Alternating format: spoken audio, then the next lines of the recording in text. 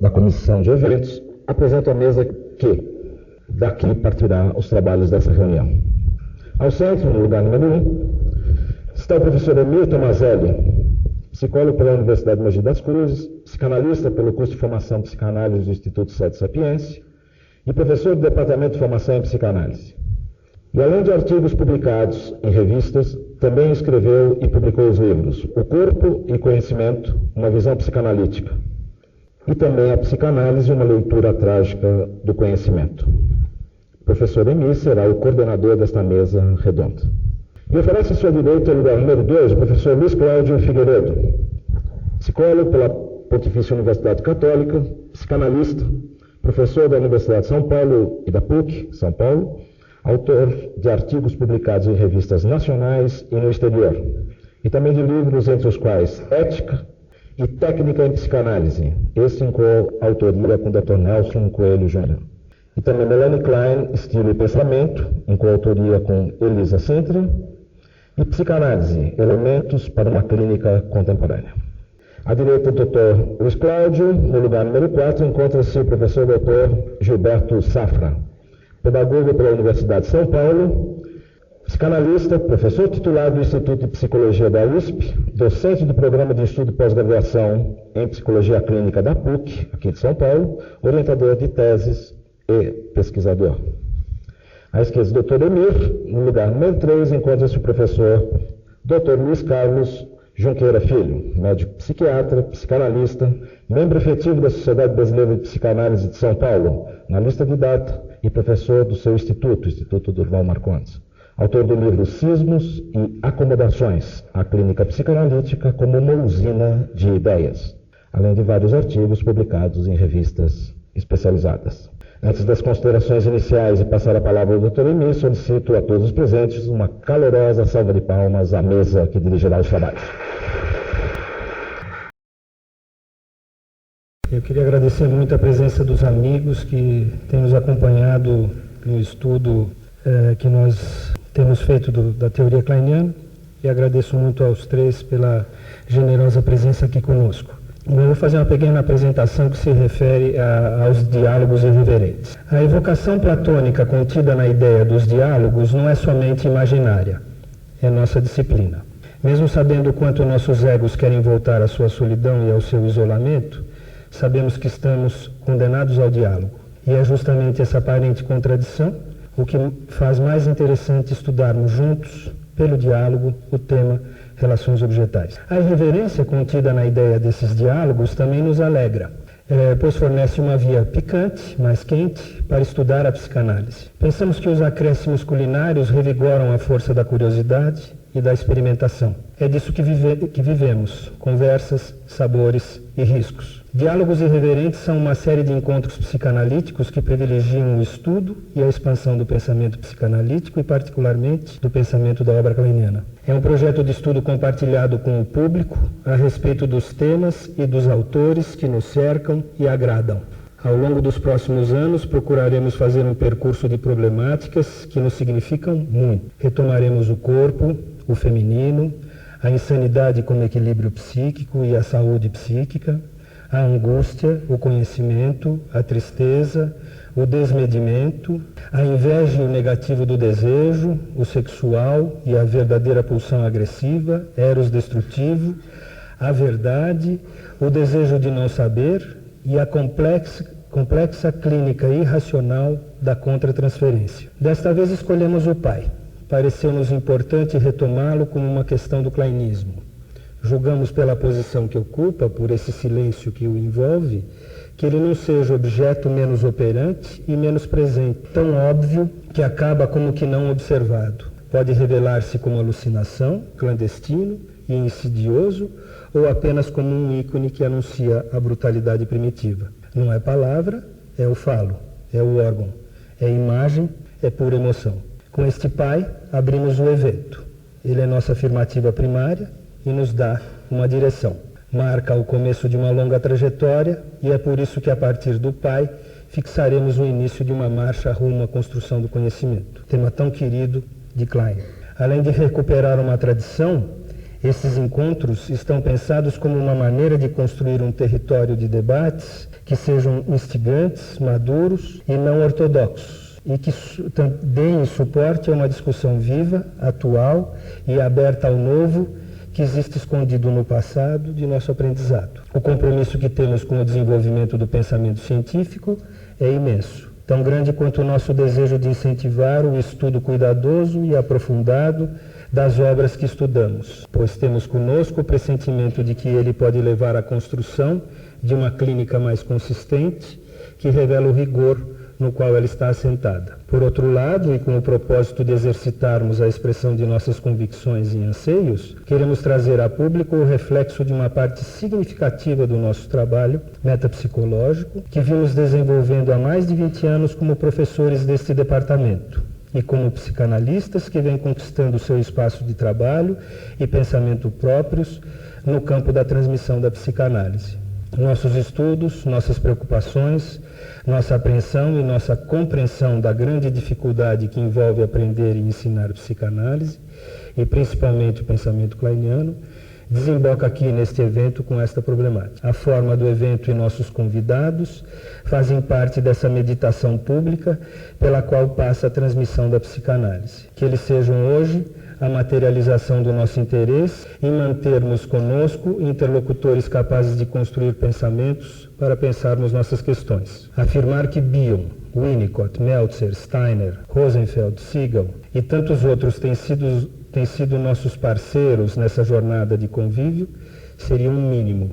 Eles têm sabido quanto nós os lemos e tentamos compreendê-los. Afirmar que foram também nossos acompanhantes na dificílima tarefa de digerir Klein é, sem sombra de dúvida, engrandecer esses queridos parceiros contrafóbicos que nos ajudaram a manter nossa direção e nossa sanidade intelectual enquanto tratávamos de saber o que estudávamos. Porém, para nós, o que verdadeiramente queremos agora é prestar-lhes uma homenagem pública ao nosso modo, isto é, fazer-lhes uma exigência de trabalho que faça jus à nossa resistência em aprendê-los. Klein, Bion e Winnicott, esses são os nomes conjurados para falar do Pai, esse tótem minúsculo. Não nos escapou, é claro, que esses diálogos irreverentes são também uma homenagem a Jacques Lacan, à sua figura e ao seu gênio instigante. Temos certeza que ele leu Melanie Klein e, mais que isso, compreendeu-a muito bem, sabendo usá-la a seu modo e a seu favor. Enfim, esta é a proposta e esta é a reverência que fazemos à psicanálise que estudamos. Diálogos Irreverentes 1,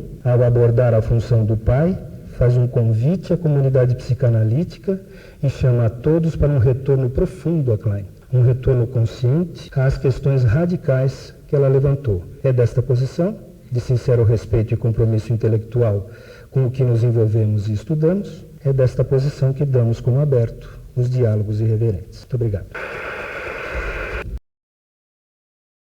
Boa noite a todos. Queria falar inicialmente da minha satisfação de estar aqui com vocês e de estar com os colegas da mesa. Infelizmente, eu há 10 minutos fui informado de um problema pessoal sério e vou ter que reduzir bastante aquilo que eu pretendia falar e vou ter que os abandonar. Eu lamento isto, mas são coisas do destino. O que eu tinha preparado, a respeito dessa questão da função paterna em Bion era a partir de relatos de experiências do Bion criança, do Bion filho, depois relatos a partir da experiência do Bion psicanalista, naturalmente, e finalmente experiências do Bion pai. Na questão do Bion filho, existe um relato que ele faz na sua autobiografia a respeito de como ele sentia a figura do pai como uma figura superegóica, Então, existe um episódio que ele descreve na autobiografia, no primeiro volume, que se chama The Long Weekend. Então, ele descreve um episódio que ocorreu no dia do aniversário dele, ele devia ter mais ou menos 6 anos de idade. Ele estava na Índia, porque nasceu na Índia, o pai era um engenheiro do Império Britânico, que trabalhava na Índia, e ele, Bion, estava muito entusiasmado porque o pai tinha prometido de dar de presente de aniversário para ele um trem elétrico. E então, ele, no dia do aniversário, chegou o trem elétrico e o pai foi montar o trem para ele poder usar. O trem deu um arrancão, imediatamente parou, né? Foi uma enorme decepção para ele. E o pai disse, não, nós vamos consertar isto. Mas o pai se ausentou e ele ficou lá um bom tempo com aquela frustração literalmente no seu colo, até que ele recorreu a um dos indianos no acampamento, que eles estavam no acampamento, né? E esse indiano tinha lá a religião pessoal dele, então ele recebeu aquele trem que estava quebrado e disse que o jeito de consertar o trem era besuntar o trem com manteiga líquida, né? E isso foi feito e aí quando o pai chegou e viu aquele trem besuntado, o pai ficou muito bravo, né? E olhou para ele e aí ele descreve, né?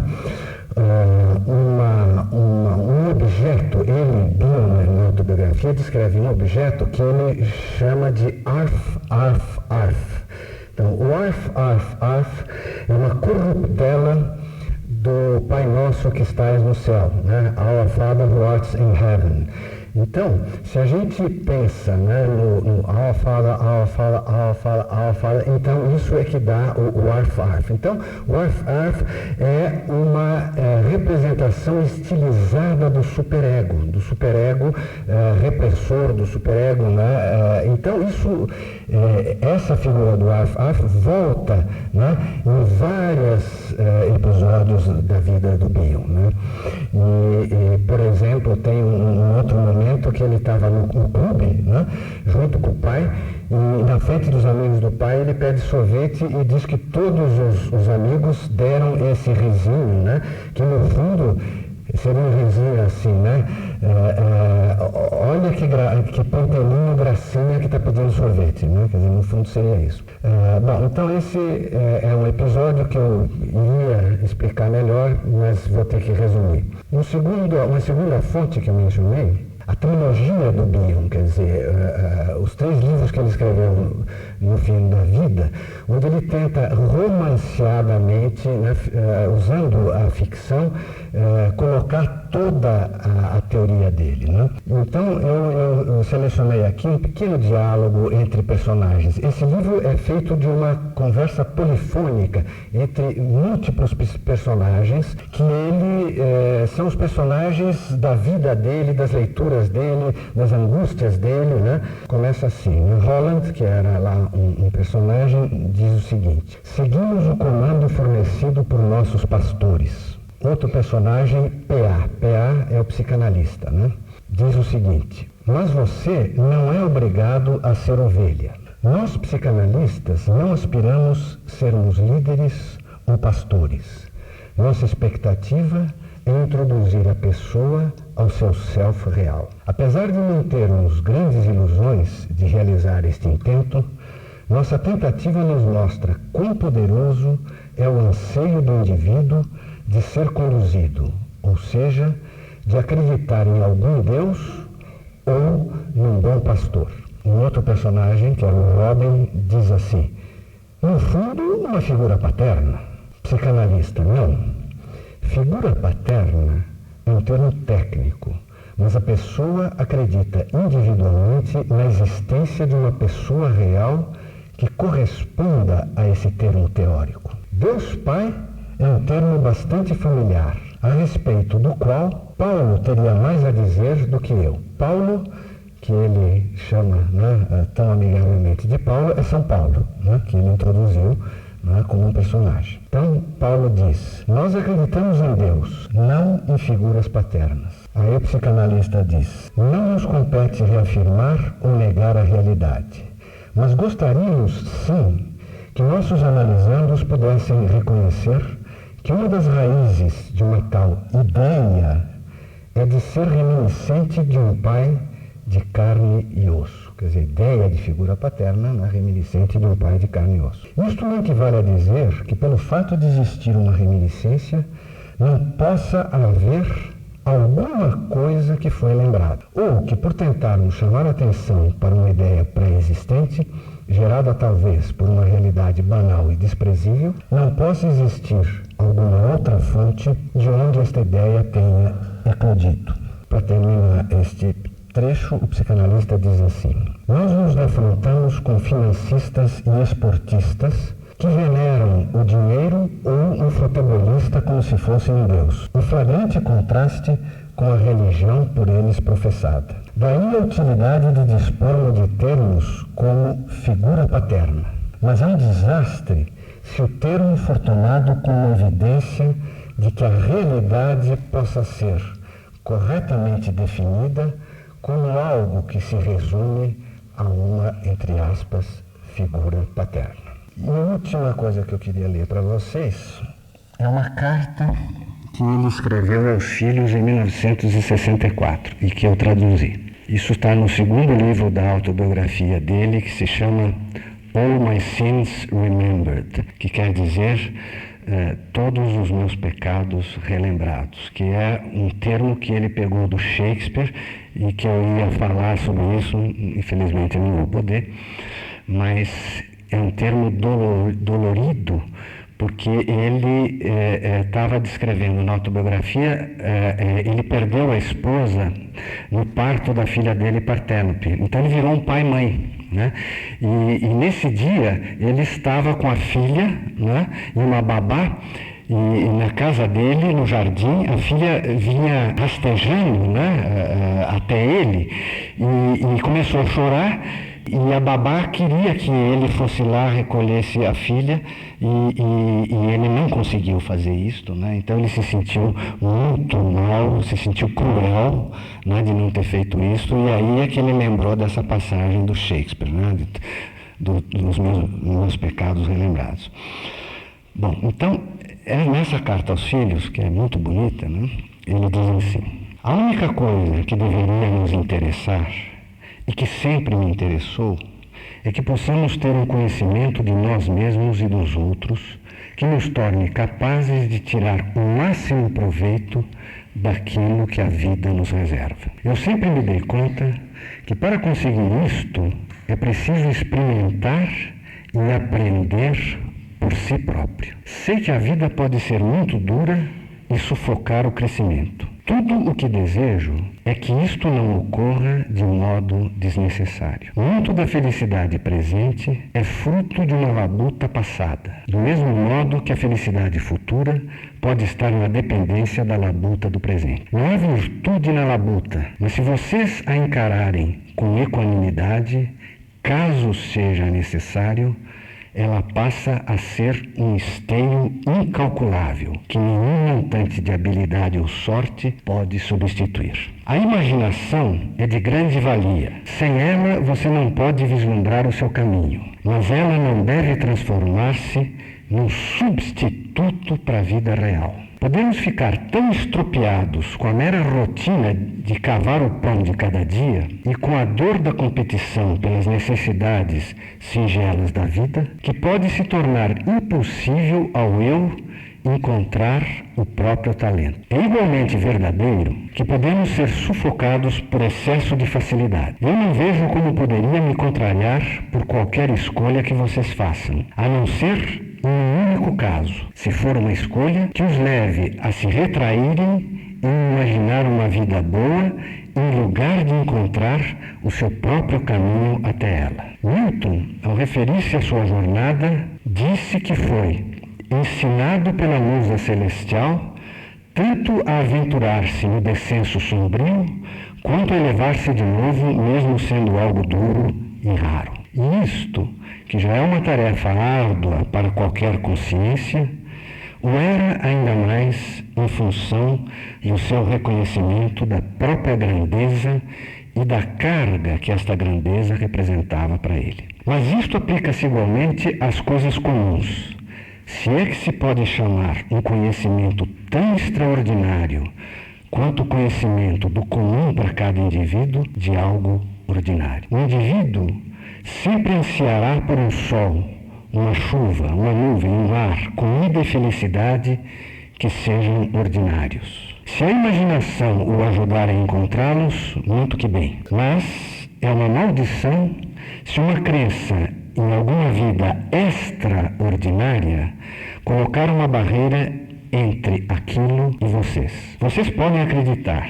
Eu odiaria mais do que me fosse possível expressar se sentisse que algo dito ou feito por mim os induzissem a um bom resultado, entre aspas, que se interpusesse entre vocês e estas simples grandes coisas da vida. Lendo cuidadosamente a abertura do livro 3 do Paraíso Perdido, vocês perceberão que Milton não estava falando somente sobre sua cegueira, se bem que a maior parte das pessoas, mesmo aquelas supostamente mais esclarecidas, pense assim, mas estava falando acerca da luz interior, isto é, o seu jeito de formulá-la. Ele se vale das crenças e da linguagem do seu tempo para expressar-se, mas aquilo que ele expressa é conhecimento que só é possuído por um grande homem e que transcende os acidentes e circunstâncias do seu tempo. Com o passar do tempo, suas experiências lhes ensinarão mais e mais a respeito da grande profundidade da compreensão conseguida por Milton. Só quem sabe poderia dizer o que ele diz a respeito do amor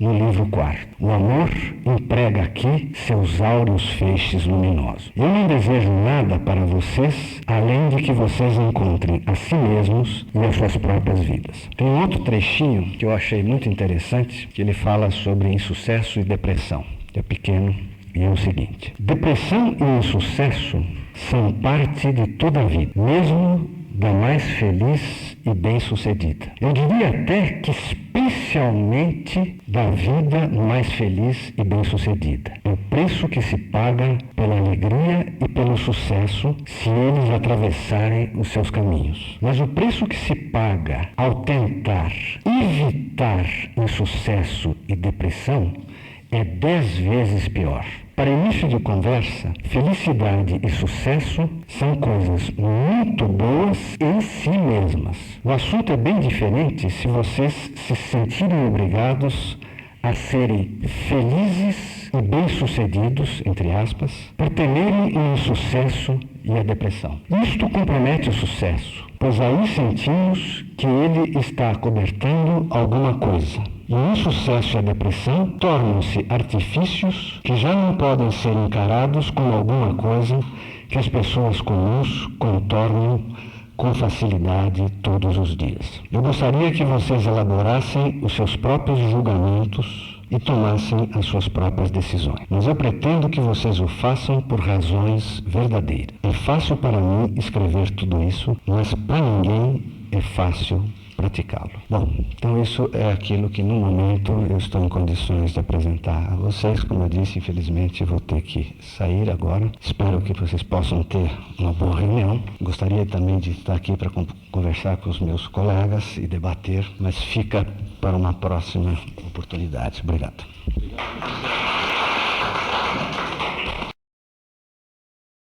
Bom, boa noite. Muito obrigado pela presença de vocês. E muito obrigado aos colegas do curso de formação em psicanálise pelo convite. Eu acho que é a segunda vez que eu venho falar para vocês e com essa vantagem de hoje ter podido contar também com a presença desses outros colegas que eu muito estimo e aprecio, que são o Junqueira e o Roberto. Infelizmente, ficamos privados agora da presença do Junqueira. A minha fala terá como título O Pai, Seus Lugares e Suas Funções a partir de Melanie Klein. Embora o convite fosse para falar em Klein, Bion e Winnicott, eu não estou dentro de Melanie Klein, não posso falar o nome dela ou a partir ou de dentro dela, não é? Eu posso falar a partir dela. Primeiro, por razões, digamos assim, de uma certa compreensão do campo da psicanálise contemporânea. Eu acredito realmente, piamente, que a era das escolas passou.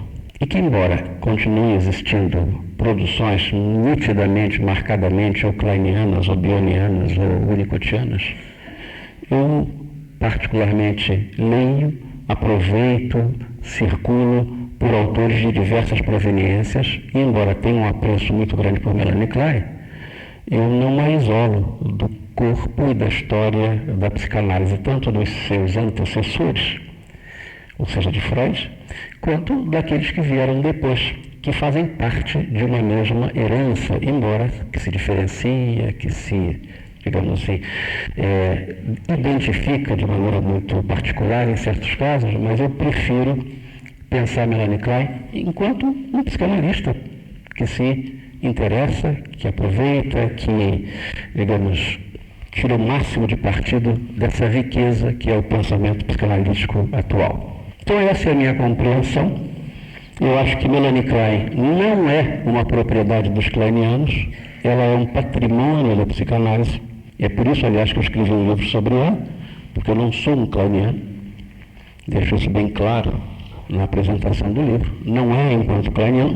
Então, a minha exposição ela vai estar nesse, digamos assim, nesse registro de alguém que, tendo lido Klein, se interessado, estudado, vai falar alguma coisa sobre o pai e seus lugares e suas funções. Começarei vou apresentar tudo muito brevemente, porque estão nos pedindo aqui uma certa rapidez na apresentação para dar chance para depois alguma conversa. Então vai ser tudo apresentado meio que em toque de caixa, mas enfim. Vou começar falando a respeito do Édipo precoce, ou do que a Melanie Klein chamava de uma situação edípica. Por melhor que seja o ambiente, por mais adaptado, por mais generosa e presente que seja uma figura materna ou objetos maternantes, haverá sempre nessa relação dual, dessa relação diádica, experiências de ruptura e de frustrações.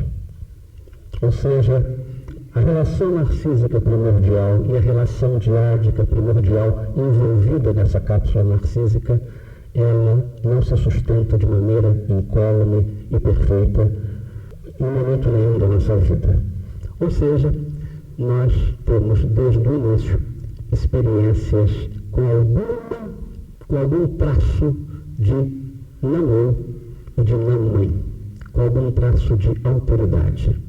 Pois bem, isso que vai ser depois na fantasia construído como a mãe mal, sem o mal, vai ser também um lugar a ser ocupado por um terceiro elemento, que é o pai, que no Édipo precoce, muito antes de existir a discriminação clara da existência de um homem, de um senhor que cumpre funções paternas, já está inscrito no psiquismo. Ou seja, o psiquismo se constitui com uma inscrição de um lugar a ser ocupado pela autoridade, pelos limites da experiência narcísica e da relação diádica.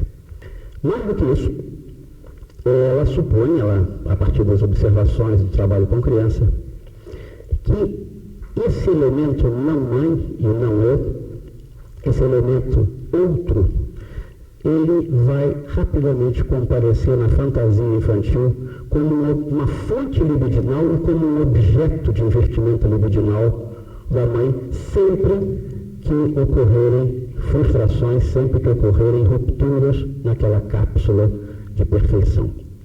Seja o objeto, então, percebido, seja ele fantasiado, constitui-se algum campo para a autoridade, para o outro. Isso é uma situação edípica precoce, incipiente, que vai, em primeiro lugar, estabelecer limites para aquele estado desejável de bem-aventurança e de completude. Mas o que eu vou querer, ao longo da minha fala, também insistir, é que se essa situação edípica precoce ela é um limite da bem-aventurança, ela também é uma condição. Ela é uma condição tanto para a relação diádica, quanto uma garantia da onipotência narcísica primordial. Ou seja, esse elemento, que no início deve ser não intrusivo, respeitador, suportivo, oferecer holding, digamos assim, a própria relação mãe-bebê, ele não pode estar ausente. Ninguém é mãe no vácuo. ninguém é mãe senão contando com suporte, com apoio e com, digamos, contribuições do ambiente, embora seja esse ambiente que começa a já se diferenciar e a oferecer também, é claro, alguma ameaça. Então eu pensaria que o terceiro elemento, que começa a se insinuar, sem se configurar ainda, ele é tanto a condição de suporte da relação narcísica, como ele é a garantia também das possibilidades de uma relação diádica que transite para algum nível de separação e de individuação.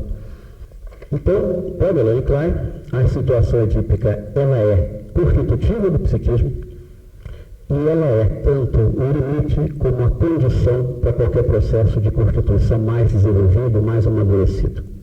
Um outro aspecto que eu acho interessante assinalar é que a situação edípica tanto pode se mostrar de maneira muito manifesta através de fantasias, de emoções, de sentimentos, ciúmes, invejas, medos, ameaças de perseguição, mas também pode ocorrer da situação edípica, embora operante, se manter de uma forma invisível.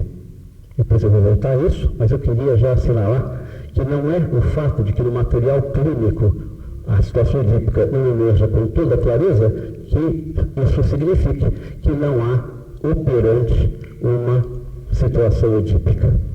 Outra coisa, tanto a forma manifesta, vou falar agora mais tarde, quanto as formas invisíveis, tanto tem uma função constitutiva, quanto podem ter funções defensivas. Eu vou mencionar daqui a pouco, tanto uma manifestação eloquente de fantasias edípicas com funções defensivas, como o que foi chamado de Édipo invisível, também com funções defensivas. Mas ambas as formas, manifestas e invisíveis, têm também funções constitutivas. Isso são preliminares. Vamos pensar muito, então, en passant, porque eu não posso aprofundar nenhuma das questões aqui, que são inúmeras, o que poderia ser concebido como uma boa evolução da situação edípica. Quais são os seus elementos e quais são as suas dinâmicas? Depois eu vou comparar com o que pode ser entendido como uma má evolução da situação edípica. Porque, fazendo essa comparação, eu pretendo identificar o que são as funções necessárias do terceiro elemento, ou seja, do pai, para que se dê uma evolução boa e quais são as participações do pai quando se dá uma evolução na direção da psicose ou de uma neurose mais grave. Desde que se entenda ou se aceite a ideia de uma situação edípica instalada desde o nascimento, digamos assim, constitutiva da existência humana, das condições de vida do bebê humano, fácil entender. A primeira possibilidade que se instala, que se abre para a experiência do bebê, é de que, diante da sua onipotência narcísica, absolutamente necessária a ser respeitada, se apresente um primeiro tipo de objeto, que é o que a Melanie Klein chamou de figuras combinadas de onipotência, pai e mãe, que estão ou confundidas ou sobrepostas, mas aonde esse outro reúne toda a onipotência do mundo, garantindo inclusive que algo do sujeito possa subsistir, desde que ligado, desde que mantido. Mas essas figuras combinadas de onipotência, que estariam, digamos assim, numa ligação quase que penetrável, impermeável, elas podem, em certas circunstâncias, exatamente dar lugar a cisões constitutivas. Por exemplo, aquelas que são próprias da posição esquizoparanoide. Então nós vamos ter a mãe próxima e boa, e o pai distante e ameaçador. Ou, ao contrário, a mãe que se distancia e que ameaça de uma forma ou de outra, e o pai ou o mundo, qualquer elemento, qualquer terceiro, que se aproxima de uma forma benévola. Essas cisões constitutivas do perto, do distante, do bom, do mal, do alimentador ou do ameaçador, são, apesar de, obviamente, na mente de um adulto isso deve ser um desastre, mas do ponto de vista do processo de constituição, são a primeira organização possível do caos, que é a experiência infantil da onipotência diante de figuras onipotentes absolutamente indiscriminadas.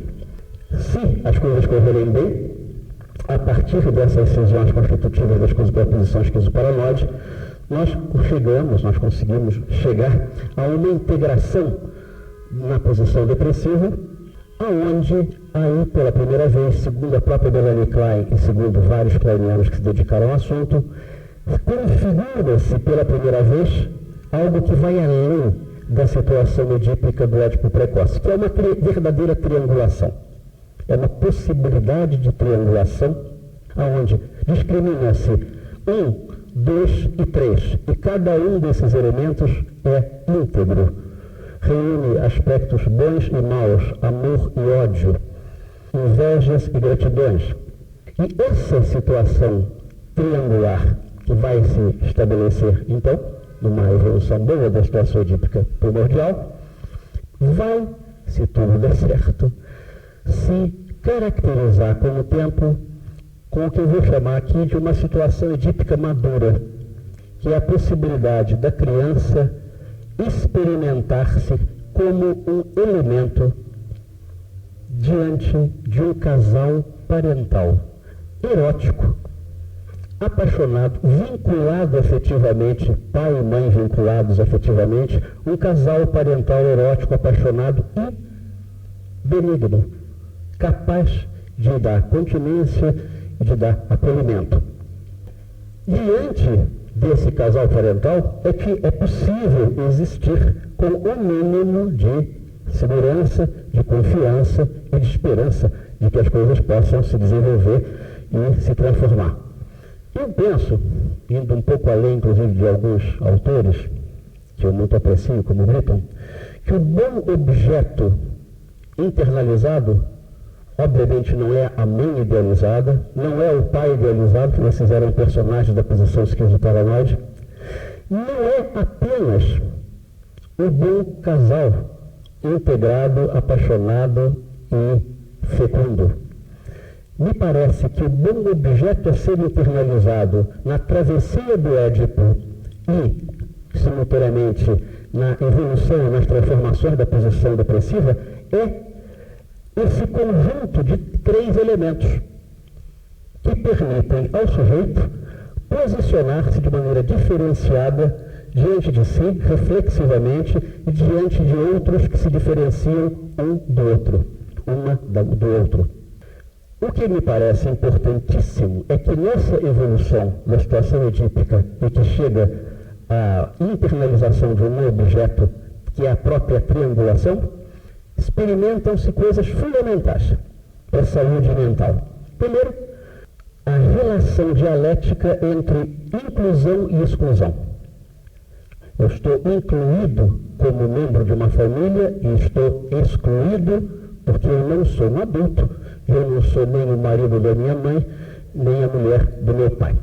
Então é uma experiência de exclusão, portanto uma interdição, mas que é simultaneamente a possibilidade de experimentar também a inclusão, o de pertencer, o enraizar-se numa família viável, numa família saudável.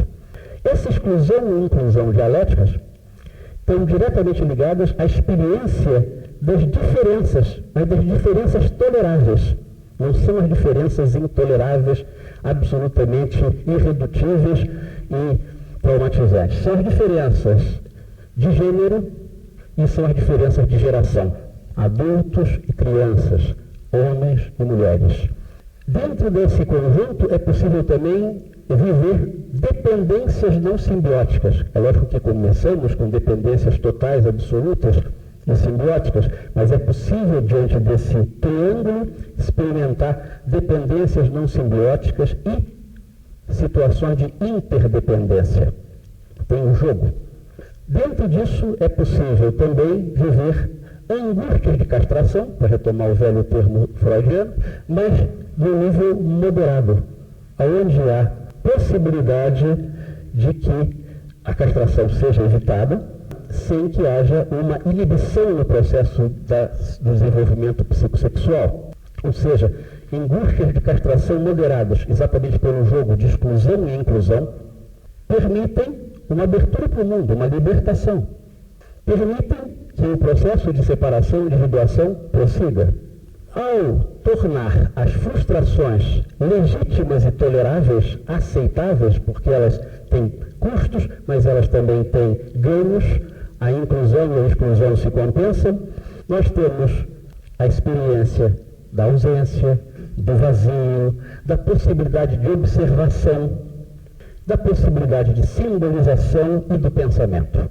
Eu estou dizendo o seguinte, de uma boa evolução de uma situação edípica precoce, primordial, constitutiva, que se constituem também os recursos egóicos para observar, para simbolizar e para pensar.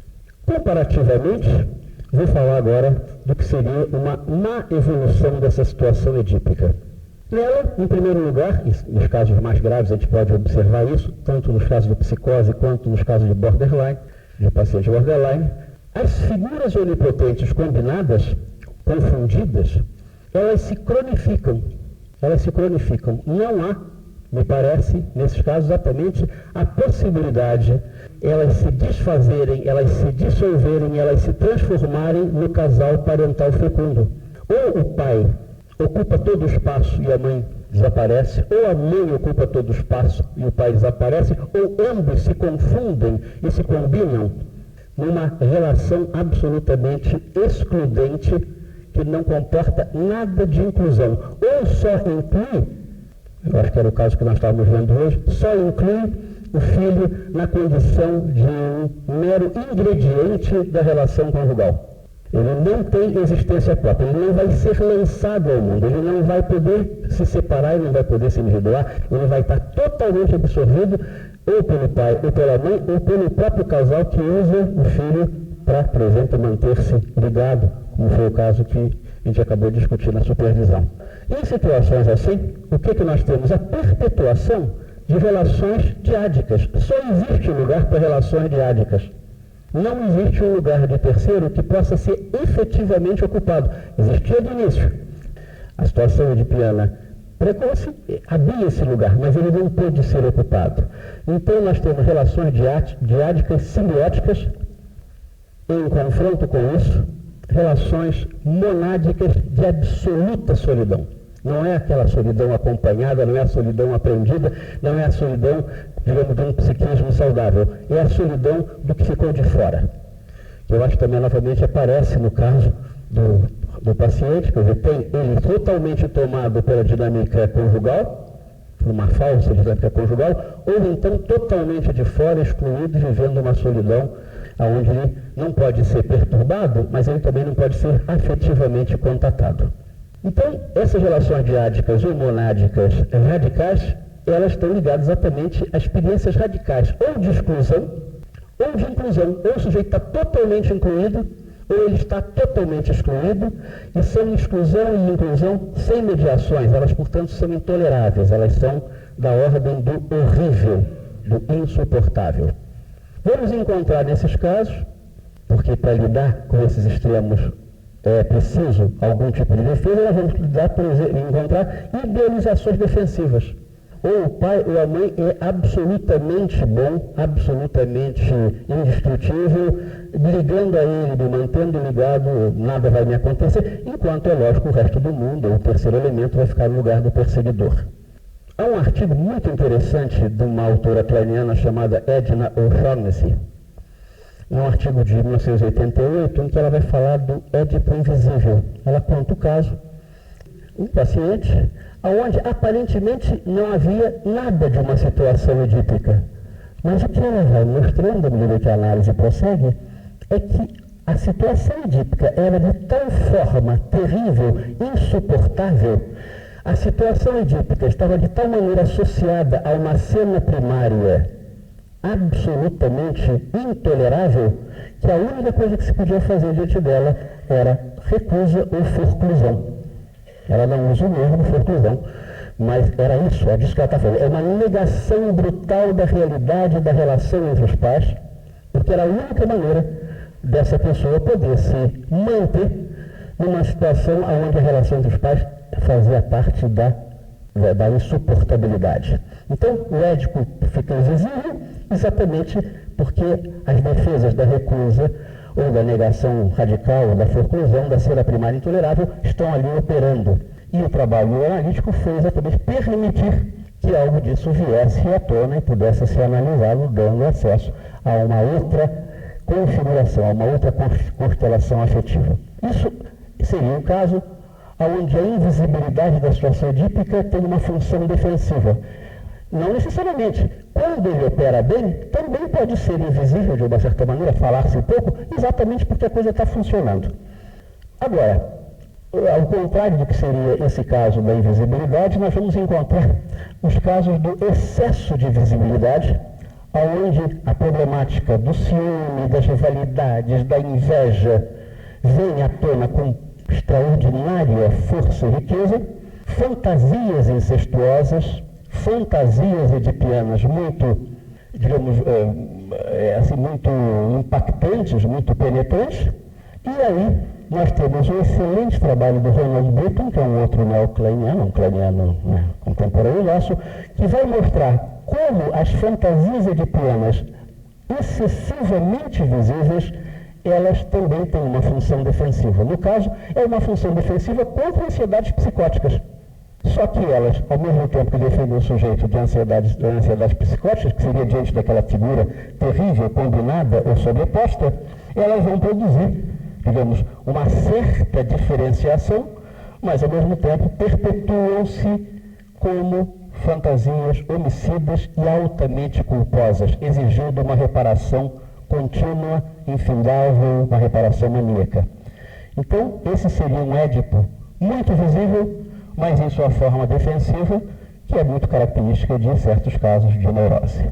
Pois bem, comparando a situação que eu chamei aqui de evolução boa, dessas duas de evolução ruim, da situação edípica original, uma mais grave do que a outra, nós poderíamos, a minha sugestão, identificar algumas funções do pai, ou seja, algumas funções do terceiro. Eu não estou falando apenas na figura do pai. Se houver a figura do pai fazendo isso, tanto melhor. Mas eu não estou falando necessariamente do pai. Eu acho que são as funções do terceiro, são as funções do mundo, as funções do pai. Primeiro, é preciso ocupar bem o lugar que está inscrito no psiquismo, que pertence ao terceiro, ao não-eu e ao não-mãe. É preciso ocupar bem. Isso significa, é preciso ocupar, e aí seria uma função do pai, de maneira a limitar, a permitir e a proteger a relação diádica e o narcisismo primordial. Ou seja, pai, ou a função paterna bem exercida, em primeiro lugar, está comprometida com a limitação, sem a qual nada se configura, com a permissão e com a proteção de relações diádicas e do narcisismo primordial. A segunda função seria a boa ocupação desse lugar, mas agora como objeto do investimento libidinal da mãe. Acho fundamental que a mãe esteja apaixonada, não necessariamente por um homem, pode ser por um trabalho, pode ser pelo mundo, pode ser pelas suas atividades, pela sua produção, pela sua criatividade. Ou seja, ainda que a gente possa admitir que de um certo tempo a mãe fique numa dedicação absoluta ao seu filho, é preciso que ela possa vir se separando disso, que ela possa vir passando por outro estágio, e não apenas por uma razão, digamos, de ordem funcional, convencional, utilitária. É fundamental que haja um terceiro elemento em jogo e que traga para essa mãe paixão, libido. Ou seja, esse pai, ou essa função paterna, é a de mobilização erótica da mãe para que ela possa, digamos assim, ir reassumindo a sua posição e ocupando, digamos, o seu lugar adulto num casal adulto. é fundamental que se crie um casal adulto. Terceira função é que esse mesmo lugar, venha a ser ocupado por um parceiro, por um bom parceiro de um casal parental fecundo e benigno. Ou seja, é a partir dessa posição de parceiro de um casal parental que o pai, ou o terceiro elemento, vai se oferecer como objeto de identificação e como matriz das relações objetais amorosas da criança, seja menino, seja menina. O que eu queria assinalar é que em todas as funções que eu fui assinalando, que seriam as funções do terceiro e as funções do pai, o pai tem sempre duas coisas a fazer: separar e unir. Ele separa e une quando limita, permite e protege a relação diática e o narcisismo. Ele separa e reúne quando ele se torna um objeto libidinal para a mãe, um objeto da paixão materna. E ele separa e une quando ele, obviamente, ocupa um lugar no casal parental. Pois bem, pensando dessa maneira, a partir de Melanie Klein, eu diria que, embora na própria obra da autora, bom, existem inúmeras referências a pais, a identificação com o pai, a pai perseguidor, a pai protetor. Você abre um índice remissivo das excelentes edições de Melanie Klein. É a única, aliás, autora cujas edições brasileiras realmente valem a pena ser lidas, porque Bion é uma lástima, o Winnicott é horrível, Freud agora que está começando a melhorar. Melanie Klein, obra de Elias, é realmente uma autora bem traduzida. Eu acho que no Brasil, quem só vê português só devia estudar Melanie Klein. Que é a única que presta. É a única. É o único que está bem traduzido. Quer dizer, se você, por exemplo, puder ler em inglês, pode ler tudo. Agora, em português, só presta Melanie Klein. Já está certo? Eu acho o seguinte, que Melanie Klein nos oferece a oportunidade de pensar exatamente essa questão do pai e das funções paternas de uma maneira muito interessante. Por quê? Porque ela nem compra o mito, é um mito de uma origem plena e de uma total indiferenciação que a gente encontra em vários autores que tentam reconstituir os primórdios da vida, sempre supondo que no início não havia diferença e não havia dor, não havia sofrimento. Não é? Então, origem plena e indiferenciação total, isso daí é o mito do qual a Melanie Klein, né, não pode ser responsabilizada. Mas ela também, de maneira nenhuma, compra o mito da falta, digamos assim, falta primordial. O sujeito já nasce com dívida, já nasce em falta, já nasce, digamos, marcado pela diferença e que seria, digamos assim, a presença de alguma coisa, quase que de um pecado original, que nos deixa em dívidas com o pai, com o nome do pai desde o início. Eu acho interessantíssimo pensar, a partir, por exemplo, do que diz um autor americano, que é meio kleiniano, meio bioniano, que é o James Rothstein. Ele fala que é necessário concebermos a constituição do psiquismo a partir do que ele chama de dual tracking. São duas trilhas que se formam simultaneamente. Uma que é experiências de indiferenciação e outra que são experiências de diferença. As duas coisas simultaneamente, não há apenas uma. A experiência de indiferenciação, sim, mantida, é ilusória, não importa, é a experiência, é a vivência, é a experiência da indiferenciação, mas há também já experiências de diferença e de separação. E a partir do dual tracking, nós poderíamos ver como é que o psiquismo vai se articulando para lidar exatamente com essas passagens, com essas, digamos, transições entre duas qualidades muito distintas de experiência. Pois bem, eu acho que a partir de Melanie Klein, nós podemos ver a importância da função paterna exatamente na garantia de um dual tracking. Ou seja, isso que eu acentuei, que é o pai unindo e separando, fazendo diferença e fazendo ligação, eu acho que é a grande, digamos, contribuição kleiniana para pensar esse tema. Muito obrigado.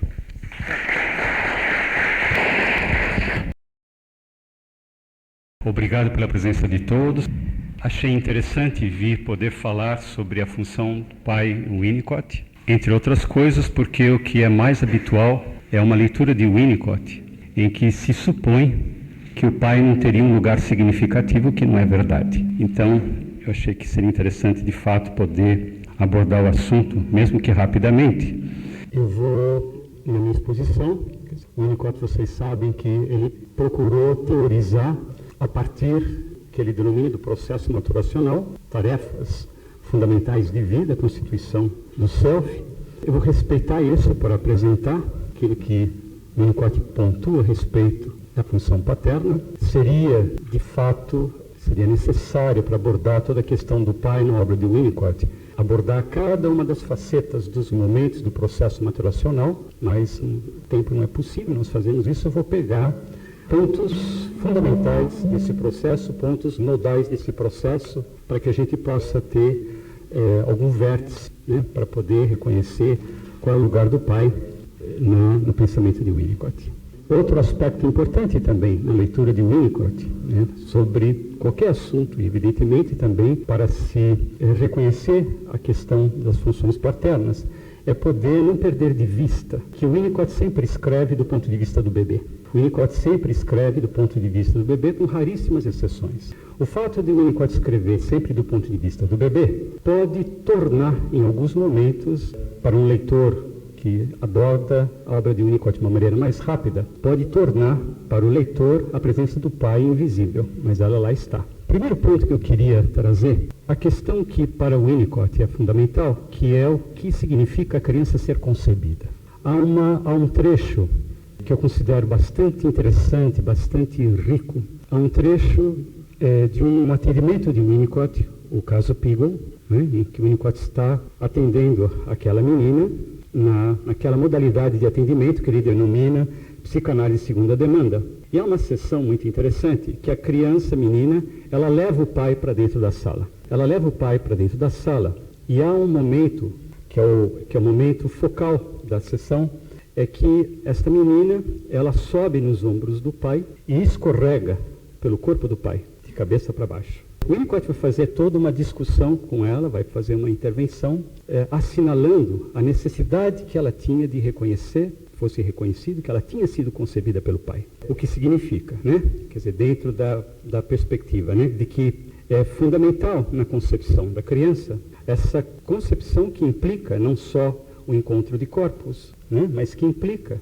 o sonhar a presença de uma criança, que é um sonho que na qual há uma participação tanto da mãe quanto do pai. Este é um primeiro ponto importante, né, onde a criança ela precisa ser concebida pelo casal. Ser concebida pelo casal é fundamental porque dá à criança um lugar humano, dá um lugar na relação do casal e dá um lugar transgeracional. Quer dizer, o fato da criança ser concebida é de fato ela poder ter uma posição nesta família. E nisto há uma participação da mãe e do pai. Um segundo momento importante, que é o momento, o Winnicott vai nos dizer que, uma vez que o processo de gestação se inicia, a mãe estaria sofrendo um processo de regressão por identificação com a criança, que vai sendo cada vez mais intenso, gradativa, que ele vai chamar de preocupação materna primária. Em vários textos ele vai nos lembrar, preocupação materna primária, para ele tão necessária, a fim de que a mãe possa ter um encontro com a criança baseado numa identificação. Ele vai nos mostrar que isso só será possível se a mãe estiver protegida pelo pai. Quer dizer, o processo de regressão da mãe, o processo de identificação com o bebê é possibilitado pela presença paterna que protege a mãe nesse estado. Então, a gente já vai poder reconhecer que neste movimento que vai ocorrendo com a mãe, a fim de que ela possa cumprir as suas funções maternas, né, está presente a figura paterna, possibilitando esse acontecimento. A gente sabe, por exemplo, o que isso significa quando não há essa figura paterna, uma figura que funcione como figura paterna. Porque o que nós temos, que a gente pode encontrar, são processos de gestação, onde a preocupação materna primária não pode ocorrer, porque a mãe precisa estar em estado de alerta, porque não há quem a proteja. É por isso que a gente vai poder compreender também, né, naquilo que o Winnicott vai assinalando a respeito dos problemas da relação mãe-bebê, que os problemas da relação mãe-bebê não se originam necessariamente na mãe. Pode estar relacionado, por exemplo, pela falha paterna, pelo fato de que a mãe não encontrou esse tipo de proteção que pudesse dar a ela as condições para poder sonhar o seu bebê. Quer dizer, o próprio espaço de regressão, o próprio espaço de sonho, que vai possibilitar a mãe, então, encontrar o seu bebê, nas necessidades que ele possui, depende dessa figura paterna que possibilita e que protege a mãe nesse momento. O bebê nasce e o Winnicott, em um determinado texto, vai nos assinalar que o bebê, na sua perspectiva, acontece em 2 estados fundamentais, o que ele chama de estado de quietude e estado de inquietude. O estado de quietude, ele vai afirmar, precisa ser sustentado, né, toda a questão do holding, pela figura materna, né, a fim de que o bebê possa ter a experiência de continuidade de ser, né, e vivenciar essa experiência de sustentação. Mas o Winnicott nos diz o seguinte: os braços maternos, né, o braço que segura o bebê, representa o pai. A firmeza do braço da mãe, que dá continuidade de ser ao bebê, que possibilita a integração do bebê no tempo, é a presença paterna no corpo da mãe. A tranquilidade, a firmeza que ela pode ter por ela estar protegida pela presença paterna. Então não se trata simplesmente de uma função materna que parte simplesmente da mãe, mas esta maternidade que significa a presença do pai. Da mesma forma, o Winnicott diz, bom, nos estados de inquietude, o bebê vai vivenciar o que ele chama de amor primitivo, em que ele vai querer poder possuir o corpo da mãe por todos os meios. O Winnicott diz o seguinte, né, que nesse momento, a figura paterna lá está para proteger a mãe do seu bebê, para não ser devorada pelo bebê, e proteger o bebê da sua mãe, para que a mamãe não devore o bebê. Então ele mostra, né, ele vai discutir que a presença do pai justamente dá uma referência para que o amor primitivo possa ocorrer sem riscos. Sem riscos. Aqui então começa, né, a se fundamentar a presença do pai como aquele que possibilita, como aquele que dá uma referência para que a experiência possa acontecer. Toda a questão do amor primitivo, que justamente é o ponto focal para aquilo que Winnicott chama do processo de personalização, implica nesta possibilidade de um encontro vivo entre o corpo da mãe e do bebê, mas que demanda esta presença protetora e que a gente vai poder reconhecer nas descrições que o Winnicott vai fazendo ao longo do processo maturacional, isso reaparecendo continuamente em diferentes momentos do processo maturacional. Uma das coisas importantes também, né, que todos os acontecimentos que estão se dando na relação mãe-bebê, o Winnicott reconhece que esses acontecimentos têm uma complexidade que, na verdade, vão para além da relação mãe-bebê. Veja o que ele diz. Ele diz o seguinte: o protótipo da interação pode ser encontrado na relação original mãe-bebê, no qual, de um modo complexo, isso que é importante, o mundo representado pela mãe está ajudando a tendência inata da criança a crescer. A mãe é a presentificação do mundo, o que significa que as suas funções maternas, ela acontece pela presença paterna, por aquilo que o pai justamente permite ocorrer nesta relação, e por sua vez, o que o mundo permite que este casal possa vivenciar, né? Quer dizer, no pensamento de Winnicott nós temos sempre essas, vamos dizer assim, esses círculos cada vez mais amplos, né? Um sustentando os círculos interiores. Então a figura materna não é simplesmente, né, uma mãe que faz puericultura, né, mas ela é presentificação de mundo, ela oferta ao bebê aquilo que o pai oferta a ela. Em um determinado momento, diz Winnicott, né, quer dizer, durante esse período o pai lá está, o casal lá está, para que todo esse processo possa ocorrer. Embora, ele diz, do ponto de vista do bebê, o pai supostamente possa estar invisível. O pai supostamente pode estar invisível. Mas ele nos diz, né, em um determinado momento, ele diz, o pai pode ter, durante um certo período, ter muitas vezes substituído a mãe, mas substituído a mãe como pai. Algumas vezes ele pode ter não conseguido substituir a mãe. De qualquer modo, diz ele, em um determinado momento, o pai é reconhecido como um outro. O pai é reconhecido como um outro. Para ele, esse é o momento, então, onde o terceiro começa a se constituir no horizonte da criança, né? Tanto como uma questão, quanto como uma possibilidade. O que ele diz, Winnicott, nesse momento é muito interessante, porque ele diz o seguinte, né? Parece-me que a terceira pessoa, neste momento, tem uma grande participação no processo de integração. Ele está falando de momento que seria anterior ao Édipo clássico, né? Ele está falando da participação da terceira pessoa. Então ele diz: parece-me que a terceira pessoa tem uma grande participação nesse processo de integração. O pai pode ou não ter sido uma mãe substituta, mas em certo momento ele começa a ser sentido tendo um papel diferente. É aqui que eu sugiro que é provável, e isso é muito interessante, que é provável que ele seja usado pelo bebê como um modelo para a sua integração, quando experimenta o sentido de unidade.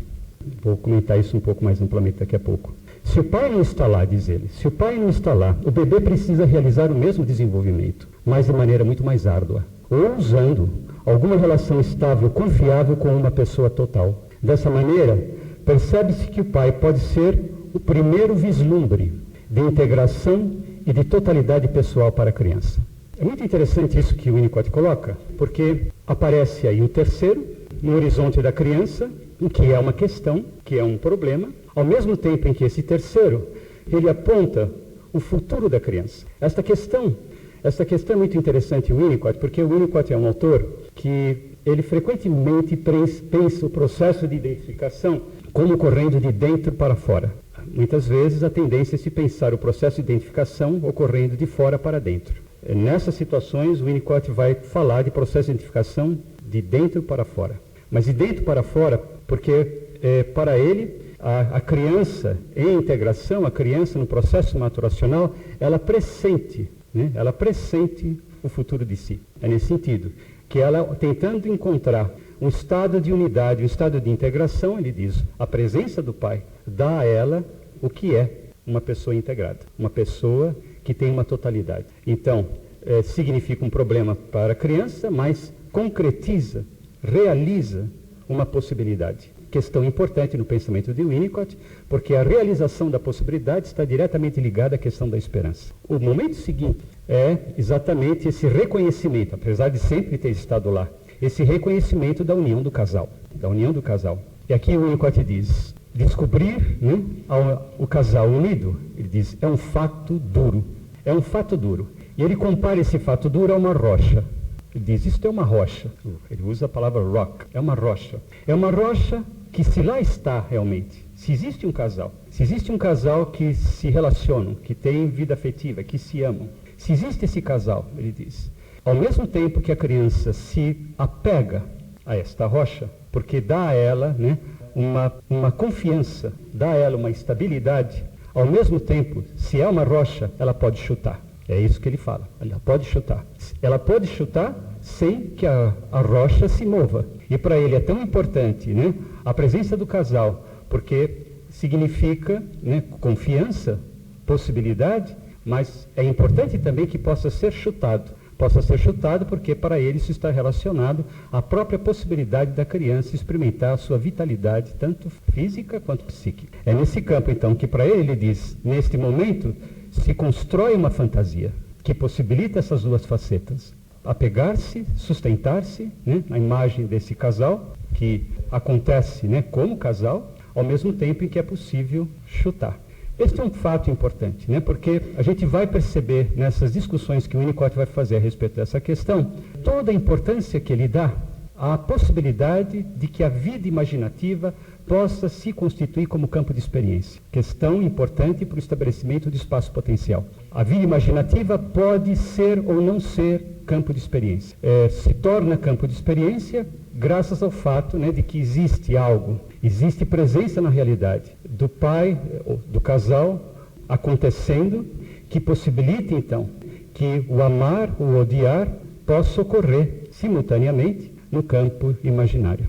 E isto ser campo de criação para a criança, campo de construção simbólica, né? Então esse é um ponto importante do desenvolvimento. Um outro momento, né, posterior a esse, né, o Winnicott vai mostrar que começa a ocorrer toda a problemática edípica, como descrita classicamente. O Winnicott reconhece, em alguns textos ele explicita isso claramente, ele reconhece as descrições que Melanie Klein faz do Édipo primitivo, só que ele considera que ele prefere não chamar de Édipo primitivo, porque ele quer chamar de Édipo só o Édipo clássico. Então ele reconhece toda essa fantasmática, né, mas prefere focalizar nesse momento onde a criança de fato começa a viver toda a triangulação com pessoas totais. É aí que ele decide chamar de situação edípica, né?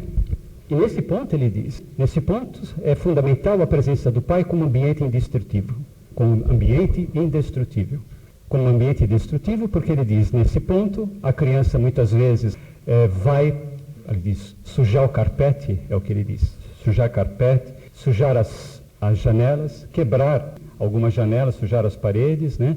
Mas há uma dimensão da presença da figura paterna, da presença do casal que mantém o lar indestrutível. E isso para ele é uma faceta importante, porque para ele esta união do casal, rocha, é a presença do pai que permite à criança integrar os impulsos destrutivos, os impulsos de ódio e os impulsos de amor. E para ele isso é possível, então, a integração, pelo fato de que esta caracterização do meio ambiente possibilita, né, que essas experiências todas possam ser vividas por meio de determinadas ações e por meio do imaginário.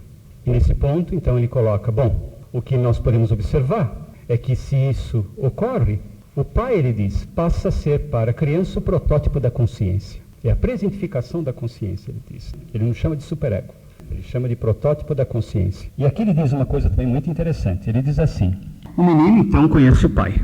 O menino conhece o pai e chega a termos com ele. Chega a termos graças a toda essa possibilidade que o campo da fantasia, o jogo é possível.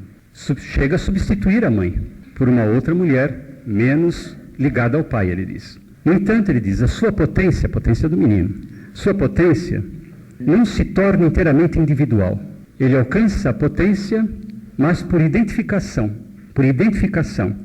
E a sua potência é uma nova expressão da potência paterna. O menino, ele diz, toma a potência do pai e a adota. Para ele, isso é um compromisso que o menino faz. Então, ele diz, por identificação com o pai, o menino experimenta uma potência por procuração. E posterga, ele diz, sua potência para ser recuperada na puberdade. Aqui entra todas as discussões que o Winnicott vai fazer a respeito da questão da castração, mostrando a importância da castração simbólica. Ele vai colocar, em determinado momento na natureza humana, que a criança vai em busca da castração. Ele vai afirmar, né, pelo fato de que isto, em primeiro lugar, lhe produz um alívio. Lhe produz um alívio porque, nesse momento, esta criança não tem a possibilidade de lidar com a intensidade da excitação que ela vive. Então, para ele, é também, a dimensão da castração é a possibilidade da criança poder contornar uma excitação que seria para ela um transtorno. E, novamente, nós temos essa faceta, né, em que ele diz que o menino vai viver uma potência por procuração. Isto aparece com frequência no pensamento de Winnicott, né, onde o pai aparece como presentificando o sonho do futuro, questão da esperança. E aí diz Winnicott, então, ver os pais juntos e se amando torna o sonho de separação ou da morte de um dos pais tolerável. Ele lista algumas facetas fundamentais que ocorrem nesse momento, tanto para o menino quanto para a menina. E para o menino ele diz o seguinte, nesse momento, então, surge a ideia da morte do pai. Junto com a ideia da morte do pai, surge a ideia da própria morte. Surge também a ideia da castração do pai e a castração de si mesmo. E surge a ideia, né, de ser deixado, e essa é a questão importante também para o Winnicott, surge a ideia de ser deixado com plena responsabilidade pela satisfação da mãe, o que é uma faceta do horror. E por fim, ele diz, a ideia ou compromisso com o pai, potência por procuração. Do ponto de vista das meninas, diz Winnicott, há a ideia da morte da mãe e também da própria morte. Surge a ideia de roubar o marido da mãe, o pênis do pai, os bebês da mãe, e assim surge a ideia da sua própria esterilidade. Ocorre a ideia de estar à mercê da sexualidade paterna, faceta do horror. Daí a questão da castração, para ele, né, a necessidade da castração como libertando a criança desta possibilidade. E por fim, a ideia é o compromisso com a mãe, também para ele, identificação e satisfação por procuração. É um compromisso. Questão que vai ser, para ele, resolvida na puberdade. Algo que ele vai chamar a atenção é que a ansiedade de castração, ela tem, então, um papel constitutivo nesse momento, né? Ela é constitutiva, ela é ansiada, ela é buscada, embora, do ponto de vista imaginário, temida. Na puberdade, ocorre, então, todo o confronto, aquilo que estava por procuração é resgatado, E diz Winnicott, nesse momento será fundamental a presença do pai, porque o pai pode dizer não. O pai pode dizer não. Ele diz, no momento da adolescência, o pai lá estando, podendo dizer não, possibilita que o adolescente possa usufruir da sua vida instintiva. Winnicott vai mostrar, por exemplo, no livro Holding and Interpretation, o paciente que ele narra, ele vai mostrar em determinadas situações de sessão, onde o paciente apresenta uma inibição, e o Winnicott vai compreender aquela inibição como decorrente da ausência da figura paterna. Não como um conflito com vida pulsional, mas uma inibição porque o pai lá não esteve para poder libertar a vida instintiva do paciente. Outro aspecto importante, da questão da paternidade, para o Winnicott também é o seguinte, é sonho do pai ser assassinado pelo filho, e é sonho do filho assassinar o pai. Isto para ele, é um sonho, o que significa que há esperança. Há esperança. E é uma questão importante, Vocês sabem que uma das coisas que ele afirmava é que ele lamentava não ter o filho que pudesse matá-lo. Questão importante para a relação com toda a questão da fecundidade do pai. Onde a fecundidade do pai, na verdade, se constitui pela sua própria morte e, novamente, como no início do desenvolvimento, pela abertura da transgeracionalidade. É isso, então. Mas queria aproveitar essa belíssima explanação do Gilberto para compartilhar com vocês algumas ideias. Primeira é que tanto a Melanie Klein quanto o Winnicott, bem lidos, tem muito a ver, tem muito diálogo. Uma evidente possibilidade de diálogos pertinentes entre winnicottianos e kleinianos, ou, fundamentalmente, eu diria, entre psicanalistas. A psicanálise é uma só, eu acredito. Tem nuances, tem vertentes, mas existem temas e posições que, quando os autores são bem lidos, isso quer dizer, não são lidos de maneira beligerante para marcar oposições e para criar barreiras, mas, ao contrário, para abrir possibilidade de diálogo, realmente, Melanie Klein, Winnicott, e por trás deles, Freud. Freud esteve presente aqui o tempo todo. E foi uma pena o Bion ter ficado mais, mas certamente... Bom, e o Lacan? Lacan estava presente também, e a gente diz o seguinte, é possível e necessário falar dessas questões.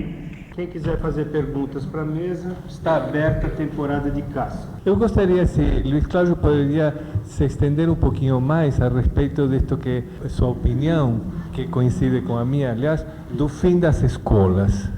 E gostaria que se o Gilberto também pudesse comentar essa opinião do Luiz Cláudio. Bom, em parte, quase que uma constatação, Oscar?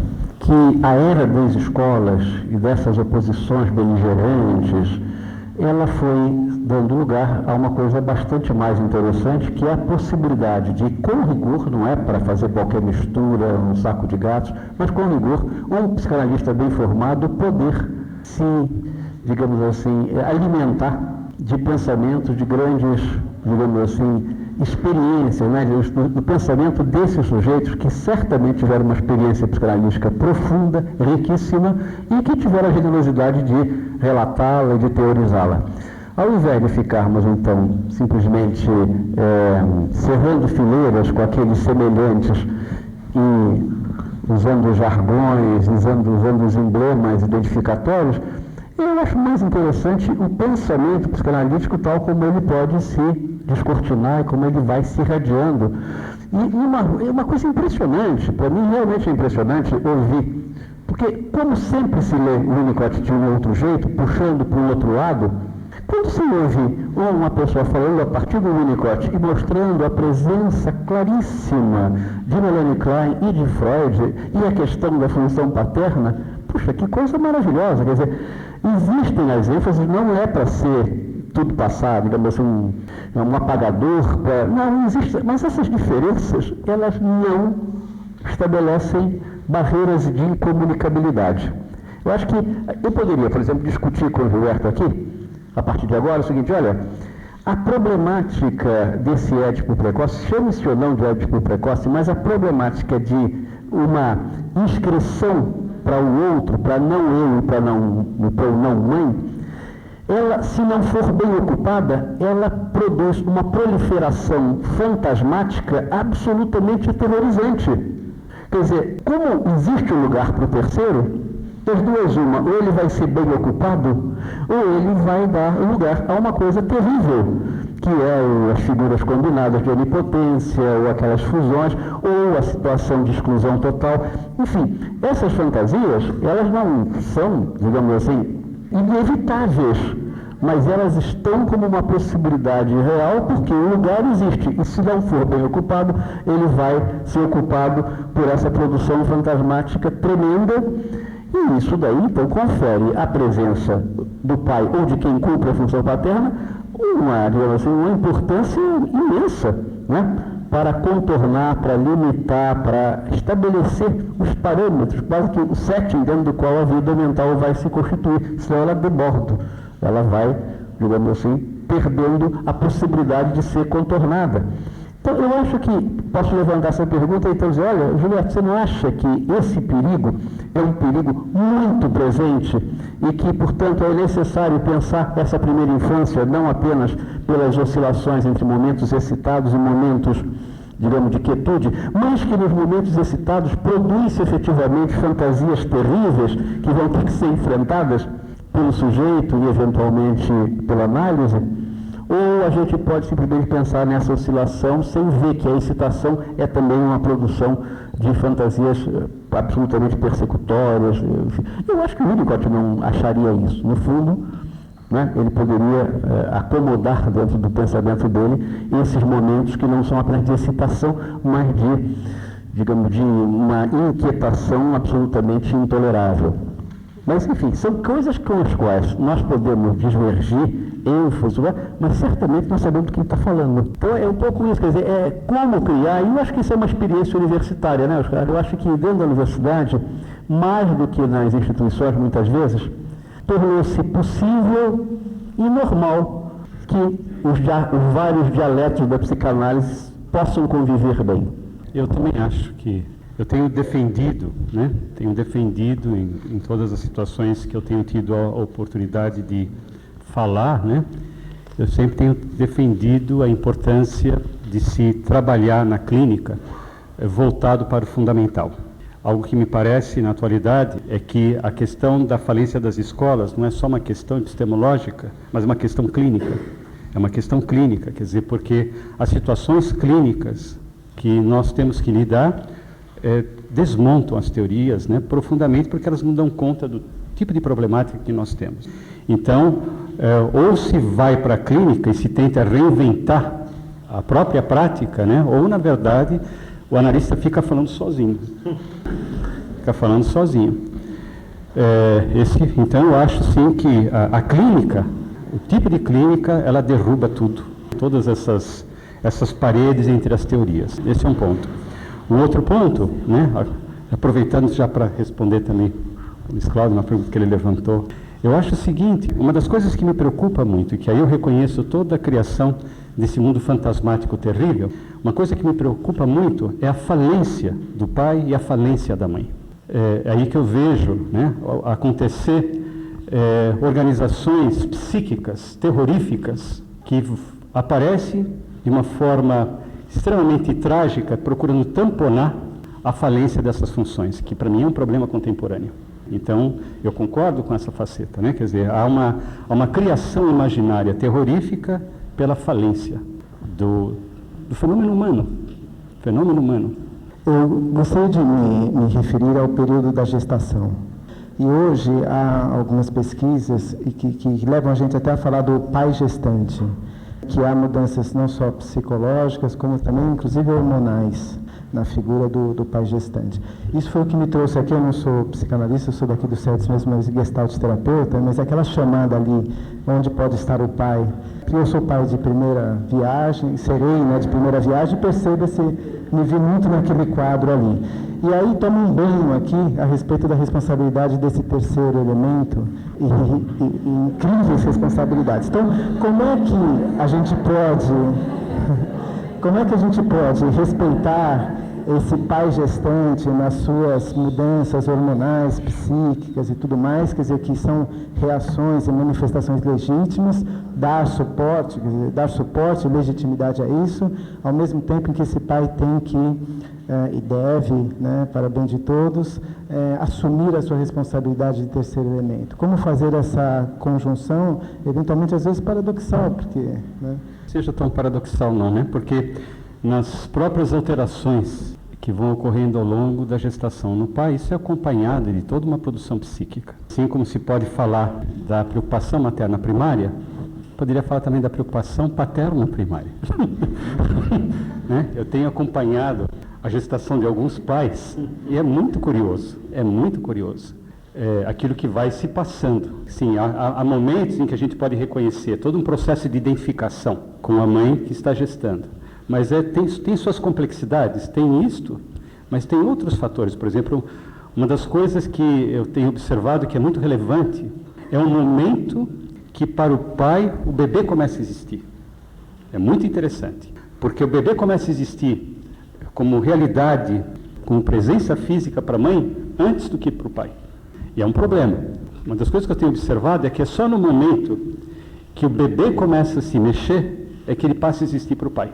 E aí começa toda a relação do pai com o bebê e o imaginário, sim, vai aparecendo, né, de tudo. Inclusive a preocupação paterna primária. A preocupação paterna primária é uma crise que eu observo em todos os pais, que de repente eles entram em pânico com o futuro. É parte da construção da paternidade. O pai entra em pânico com a possibilidade de ter os recursos suficientes em todos os níveis para fazer frente à criança que vai nascer. Então, existe a gestação da mãe, mas existem todos os processos também que vão acompanhando, né?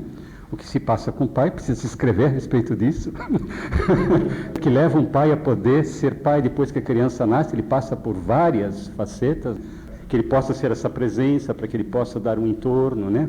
Tem as suas complexidades também. Não sei se eu teria alguma coisa a acrescentar, embora já tenha sido pai diversas vezes, mas eu penso o seguinte, não esquenta. Vai Gente, mais alguém? Mais perguntinhas? É equivalente dizer que o primeiro lugar seria o da pertinência, o segundo, o papel de um pai que valha a pena, e de uma mãe, no terceiro lugar, valorizada o suficiente a ser buscada simbolicamente, ou já numa simbolização, buscar uma mulher? Quanto ao primeiro, sem dúvida nenhuma. Quanto ao primeiro, eu acho que esse pai, que também o Roberto falou bastante, né, que protege, permite e limita, protege o bebê da mãe, a mãe do bebê, mas enfim, estabelece parâmetros, um setting dentro do qual a mãe e o bebê podem se amar profundamente, se devotar um ao outro, sem se destruir. Eu acho que isso daí é um lugar de pertinência básico. O segundo, eu acho que essa possibilidade do pai ou de qualquer terceiro elemento ser objeto libidinal, ser um objeto erótico, é tanto porque isso desvia, permite que a mãe possa distribuir a sua libido e não apenas concentrá-la no bebê, mas porque dá vida ao casal, faz esse casal uma coisa vital, fecunda. Só que para o bebê isso serve como modelo identificatório para ele vir a ser... Eu acho que, não sei nem se ainda já estou falando no modelo identificatório, eu estou falando em alguma coisa que é mais vitalizante, que é, bom, aquilo que o Roberto falava, por exemplo, do sujeito saber que ele veio de um casal, né, que tem vida, e que ele é o herdeiro dessa vida. Ele é um herdeiro de uma coisa que tem vida, e não apenas de uma relação sexual ou de uma coisa convencional, algo assim. Mas eu penso que a mãe tem que estar vitalizada, e não apenas em ter outros interesses, mas ter coisas que a sustentem, coisas que possam mantê-la viva, entusiasmada com a vida, que não seja apenas cuidar do seu bebê, para que o bebê ocupe um lugar de ser o herdeiro dessa vida. E eu acho que quando eu falava lá no casal parental bem estabelecido, é porque tem a questão da vida, mas tem uma questão já de uma instituição. Quer dizer, é um casal que tem uma certa regularidade, tem uma permanência, tem uma definição de papéis. Ou seja, aí realmente não há dúvida que é uma entrada num campo simbólico, sem o qual, aí não é também só a função do pai, não, é a função do casal. Eu acho que esse casal parental fecundo e benigno, ele é, digamos assim, a microinstituição dentro da qual o sujeito pode se organizar psiquicamente. Então, é uma entrada no simbólico. O que seria, para o Winnicott, alguma coisa ligada ao espaço potencial, não, Gilberto? Não só. A questão do amor erótico entre os pais, a presentificação de que é possível amar corporalmente sem risco. É uma questão importante para a personalização, de poder assumir um corpo vivo. Eu tenho observado, por exemplo, de crianças, filhas de casais, que não se amam eroticamente, cujo corpo se constitui de uma maneira desvitalizada. Vocês acham que, do ponto de vista institucional, essa ideia do fim das escolas possa ser a chegada desse casal que se ama e que se sente potente e cheio de prazer por estar junto na mesma mesa? Talvez isso, essa ideia que vocês trouxeram do fim da briga e do início de uma excitação muito grande entre os psicanalistas, tendo o prazer de estudar todos os psicanalistas, talvez seja uma função parental e paterna importante que chega agora. Não sei o que vocês acham. Uma das coisas que, relacionado a isso que você está falando, que eu aprecio muito quando eu estudo Winnicott, o que eu gosto do Winnicott é que o Winnicott fala do que todo mundo sabe de uma forma rigorosa. O Winnicott, para mim, ele traz de alguma maneira, ele dá estatuto científico ao saber da mãe, ao saber do pai. O que para mim é uma indicação de um caminho para essas questões que você está levantando, né? Porque para mim está relacionado àquilo que eu estava falando há pouco, que o que eu observo é que cada vez mais a prática psicanalítica é resgatar a memória do humano, do originário. E é nesse sentido que as escolas, de repente, elas se detêm frente aos tipos de problemática que nós temos, né? Onde, de fato, a questão é, como você coloca em mim, né? É o casal na mesa, é o casal convivendo, é o cotidiano, é o simples. Muito bom. Nós estamos fazendo cumprir o horário desde o início das nossas atividades hoje e vamos fazê-lo no final também. Em primeiro lugar, agradecer aos nossos convidados pelo enriquecimento dessa troca de ideias, essa simpatia dos três que estiveram para primeiro aceitar o convite, essa disposição. Não esquecendo que essas revistas são do nosso departamento e um pequeno incentivo, pequena cobrança. Produzam um texto para nós, por favor. Nossas revistas agradecerão. Tivemos de tudo hoje. Um público ótimo, perguntas interessantes, escolas presentes, sorrisos, amizades. Tivemos um não kleiniano alegando o patrimônio que Melanie Klein é para a psicanálise. Nós tivemos um winnicottiano reafirmando a preocupação básica paterna, achando interessante para incluir em Winnicott, que só tem mãe, lembrar que sem pai não há mãe. Tivemos um luto que lamentamos, perdemos um dos nossos convidados, e até isso pode enriquecer para futuras reflexões. O Departamento de Formação em Psicanálise agradece muito a vocês que contribuíram e todos vocês que estiveram presentes. Uma boa noite.